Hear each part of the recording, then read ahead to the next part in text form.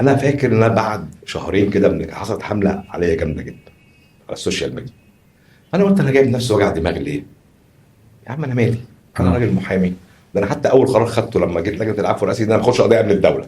عشان ما تبقاش انت عرضة للقيل والقال. عشان الشبهه. اه. وده خسرني كتير. والقضيه دي ما باخدهاش على فكره لغايه اه. النهارده ما اه، باخدهاش. عشان انت لسه عضو. بالظبط عشان خاطر انا مش عايز حد يجي لي بصفتي عضو. مم. هتجي لي بصفتي بس انا عضو فلا شكرا خلاص. مم. قلت خلاص انا هكبر، بدات المع على السوشيال ميديا ان انا همشي. فجات لي رساله من سيده جوزها كان محبوس، وكانت بتقعد تزن عليا ليل ونهار. مم. لغايه ما قلت له نعم ابوس ايديك وطلعوهم عشان خاطر انا تعبت من الراجل دوت والنبي طلعوه. فطلع.